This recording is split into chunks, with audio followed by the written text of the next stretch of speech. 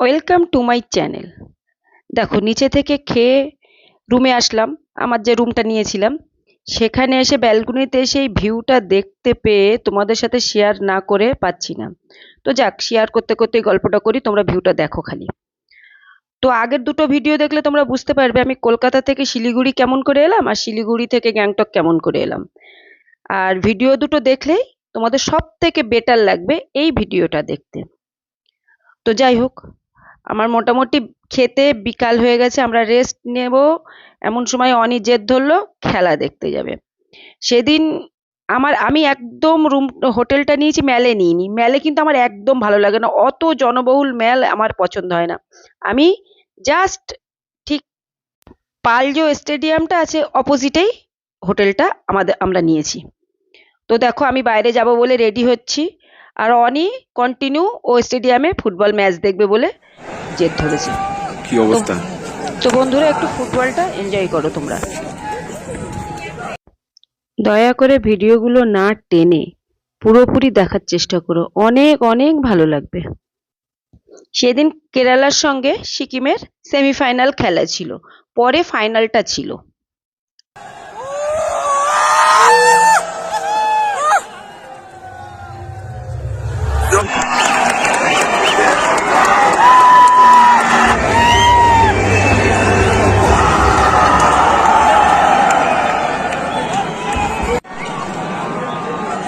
Safe safe safe safe.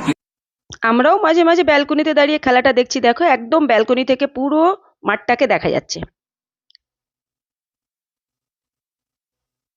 দেখো, খেলোয়াড়রা যে ওইভাবে মানে নিজেদের মধ্যে আলোচনা করছে সেটাও কিন্তু আমরা জাস্ট ব্যালকনিতে দাঁড়িয়ে দেখতে পাচ্ছি। Please safe, please safe.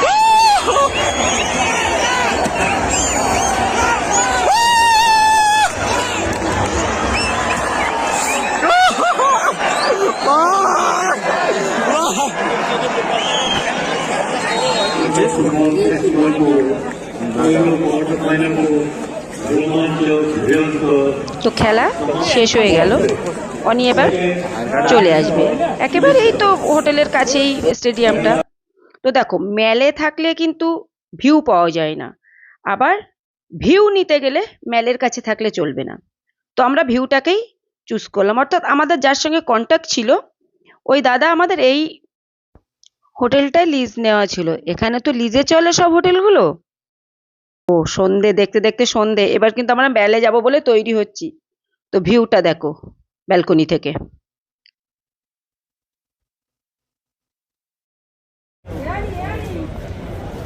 তো হোটেল থেকে 5 মিনিট হাঁটা পথে আমি আমরা দুটো ফ্যামিলি গেছিলাম।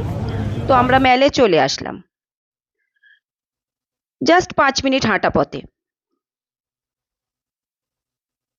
তো এখান থেকেই শুরু করলাম, অর্থাৎ গান্ধীজির পাদদেশ থেকে আর কি। দেখো বন্ধুরা, এখানে কিন্তু প্রচুর পরিমাণে শীতের জিনিস, সে সোয়েটার হোক, মোজা হোক, টুপি হোক পাওয়া যায়। তোমরা কিন্তু নিতে পারো, কিন্তু একটা সাজেশন দিতে পারি, তোমরা কিন্তু একটা দোকান থেকে নেবে না। তোমরা একটু ঘুরবে, ঘুরে ম্যাল থেকে নানান দরাদরি করে কিন্তু জিনিস কিনবে। এখানে কিন্তু দরাদরি হয় খুবই পরিমাণে। আবার একটু ভিউ দেখাচ্ছি, না দেখিয়ে পাচ্ছি না জানো তো। মানে পুরো মনে হচ্ছে জোনাকির মতো দূর থেকে সব জ্বলছে। তো বগর বগর না করে তোমাদের ম্যালটা আমি দেখাই।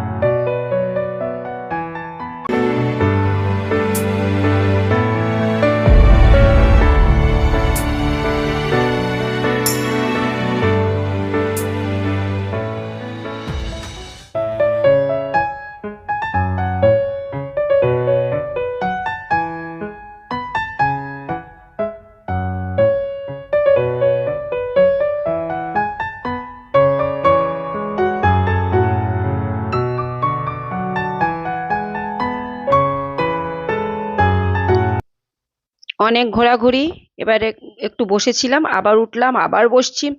দেখো, কেনাকাটা করতে করতে হাঁপিয়ে গেলে তোমরা অনেক বসার সিট পাবে, ঘুরতে ঘুরতে হাঁপিয়ে গেলে অনেক বসার সিট পাবে। আর শুধু কি বসা, সঙ্গে অনেক ফুলের মেলা। এখানে তো এমনিই ভালো লাগবে না, মানে ফুল ভালো লাগে না এমন কে আছে? এত সুন্দর একটা মানে ইভিনিং, সঙ্গে এত সুন্দর ফুল, বসার জায়গা।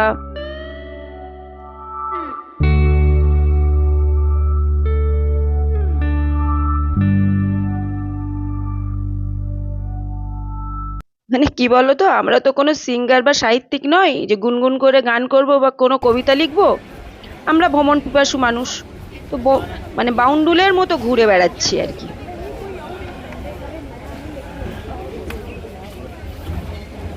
পা কিন্তু ব্যথা হয়ে যাচ্ছে ঘুরতে ঘুরতে। মেলটা মেলটা কিন্তু ছোট নয়, সবে তো মেলেই ঘুরতে ঘুরতে পায়ে ব্যথা। এদিকে লালচক মার্কেটটা আছে। কোথায়?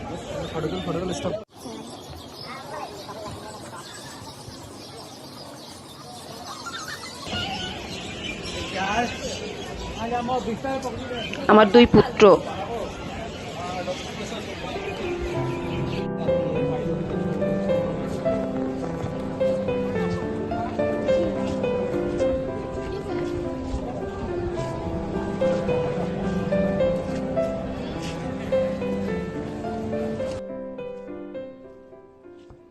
তবে এমজি মার্কেটটা ঘুরতে ঘুরতে কি বলতো, পাহাড়ি নাইটটা মানে সিটি নাইটটা আমরা ভীষণভাবে এনজয় করতে পারি।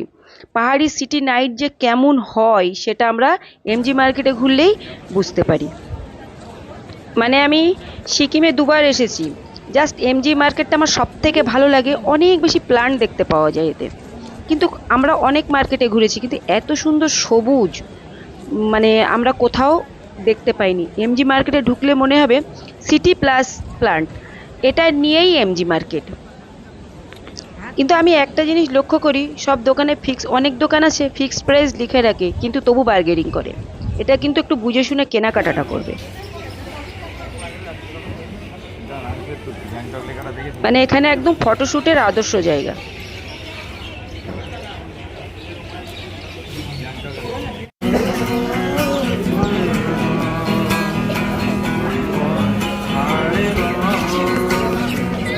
দেখো দেখতে দেখতে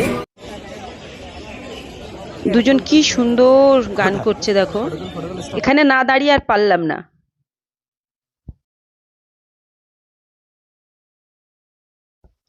তবে এমজি মার্কেটে প্রচুর পরিমাণে ক্যাফে, বার, রেস্টুরেন্ট, হোটেল এগুলোর কোনো অভাব নেই। যেমন মানে সোয়েটার বা শীতের জিনিস, জামা কাপড়ের যেমন সবগুলো আছে, তেমন পরিমাণে মানে খাওয়ার থাকার কোনো অসুবিধে নেই। এটা আমি ফলো করলাম।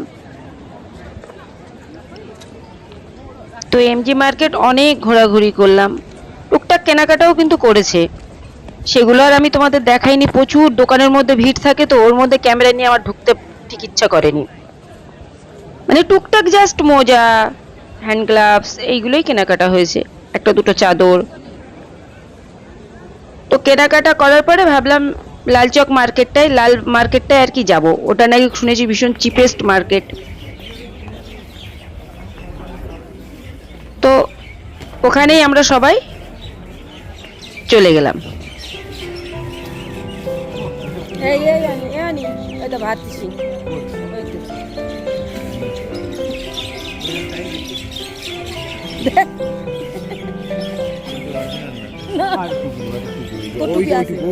দেখো এমজি মার্কেটের থেকে আমি যেটা দেখলাম যে এই মার্কেটটা একটু কম দাম আছে। এখানে আসতে পারো, এসে কেনাকাটা করতে পারো। যারা তো প্রথম এসছো প্রচুর কেনাকাটা করো আমি জানি।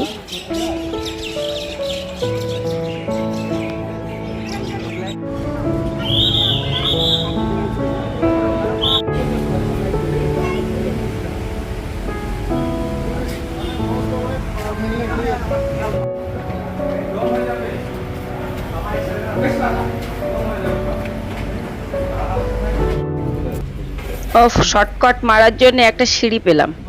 আবার আমাদের হোটেলের দিকে তো আসতে হবে, এমজি মার্কেটে আবার উঠতে হবে, কারণ ওদিকেই আমার হোটেলটা পড়বে। তো সিঁড়ি ভাঙতে ভাঙতে শেষ। তারপরে রাস্তায় আসতে আসতে একটু টিফিন। ওদিকে সুদীপদা মানে আমাদের হোটেলে যিনি আছেন, যার হোটেলে আমরা আছি, তিনি তো কল দিচ্ছেন যে টিফিনটা হয়ে গেছে দাদা, তাড়াতাড়ি চলে আসুন। তো রাস্তায় আসতে আসতে জিলাপি ভাজলো, সেটাই মানে টেস্ট করলাম। সুবিদ্যা দেখো আমাদের সঙ্গে মুড়ি আর পাকোড়া দিয়েছিল আমাদেরকে খেতে, চিকেন পাকোড়া আর মুড়ি দিয়েছিল, সঙ্গে কুনোর আসর। ম্যানুফ্যাকচার মানে ম্যানুফ্যাকচার প্লাস রেগুলার আমাদের সব ওই একই তাল যাচ্ছে, তুই বাড়ি এসছি তো। আর না না সবে এসছে, আমাদের জন্য এসছে মানে। না আমি তো ইয়েতে গেলাম আমি জানতাম লক্ষ্য করে দিয়ে আজকে প্রথম দিন তাই ওখান থেকে মানে 9টার সময় হালকা টিফিন হলো। কিচেনের ভিতরটা দেখো। এবার সুবিদ্যা ডাকলো 10:30, তখন রাত্রি বেজে গেছে। সুবিদ্যা বললো খাওয়া দাওয়া, পেটে তো খিদে আর হচ্ছে হয় নাকি, কিভাবে খাবো। ওদিকে জিলাপি খেলাম, সন্ধ্যেবেলা চা খেলাম, তারপরে তোমার পাকোড়া খেলাম। রাত্রের মেনু আমাদের চিলি চিকেন, ফ্রাইড রাইস, আর ফারুক বললাম আমি রুটি খাবো।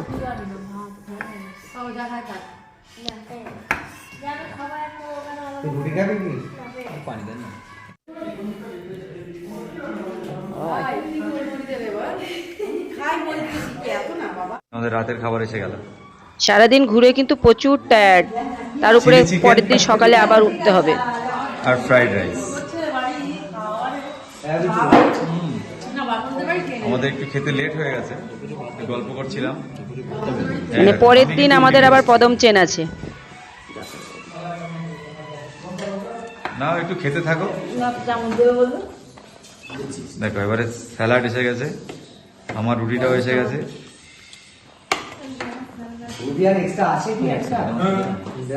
আরে সুবিধাও আছে, এই তো সুবিধা, সবসময় যার নাম করি এই সুবিধা।